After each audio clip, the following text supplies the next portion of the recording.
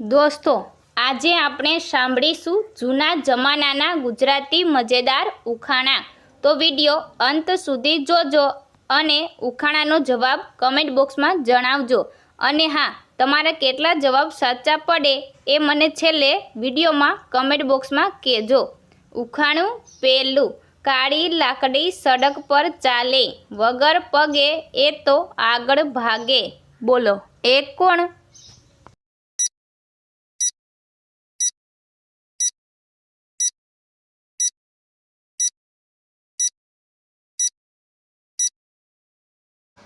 મિત્રો, આ ઉખાણાનો જવાબ છે સાપ.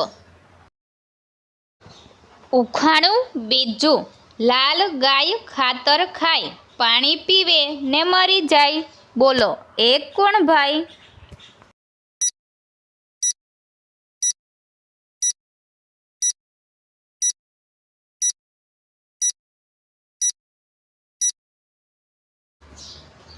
તો દોસ્તો, આ ઉખાણાનો જવાબ છે અગ્નિ, આગ.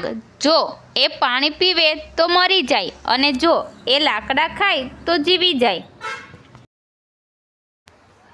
ઉખાણું ત્રીજું. એક ઝાડએ 12 ડાળી, દરેક ડાળીએ 30 પાંદડા, અડધા કાળા અડધા ધોળા.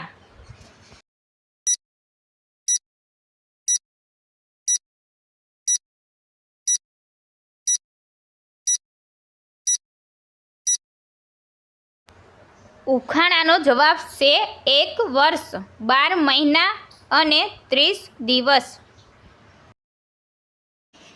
ઉખાણું ચોથું. કાળી છે પણ કાગડી નથી, દૂધ આપે પણ ગાય નથી.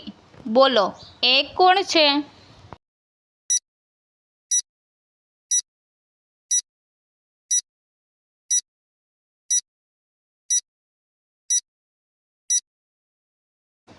મિત્રો, આ ઉખાણાનો જવાબ છે ભેંસ. ઉખાણું પાંચમું.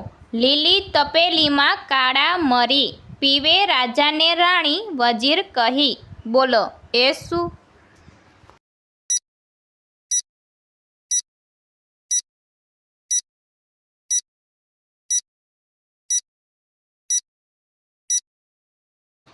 મિત્રો, આ ઉખાણાનો જવાબ છે તરબૂચ.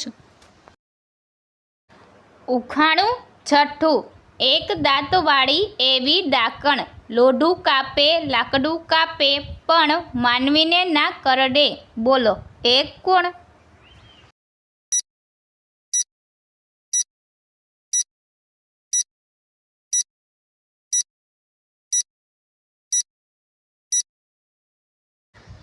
મિત્રો, આ ઉખાણાનો જવાબ છે કરવત. ઉખાણું સાતમું. લાલ ગાય ખીલે બાંધી, સફેદ ગાય ચરવા ગઈ. બોલો, એ કોણ?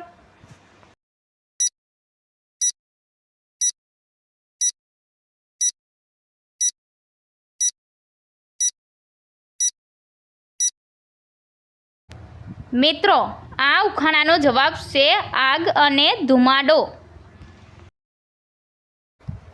ઉખાણું આઠમું. પગ વગર ચાલે, પાંખ વગર ઉડે, મોઢું નથી તોય છતાં ઘણું બધું બોલે. એ કોણ હોઈ શકે?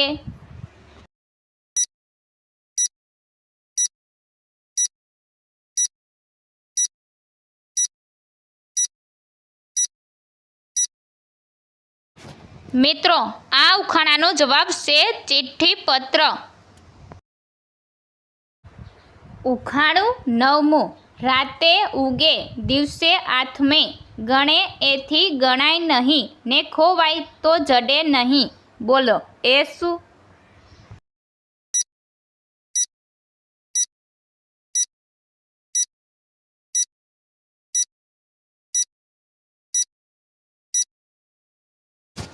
મિત્રો, આ ઉખાણાનો જવાબ છે તારા. ઉખાણું દસમું. બાપ કરતા બેટો મોટો ને દાદા કરતા નાનો. કહો, એ કોણ?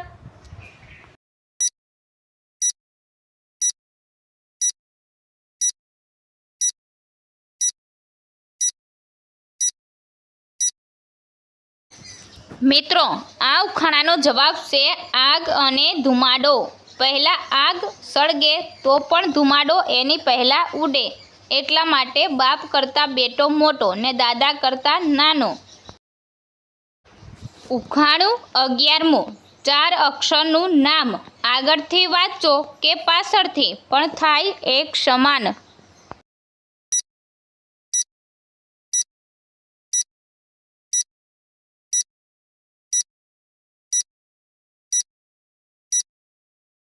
મિત્રો, આ ઉખાણાનો જવાબ તમારે કમેન્ટ બોક્સમાં આપવાનો રહેશે.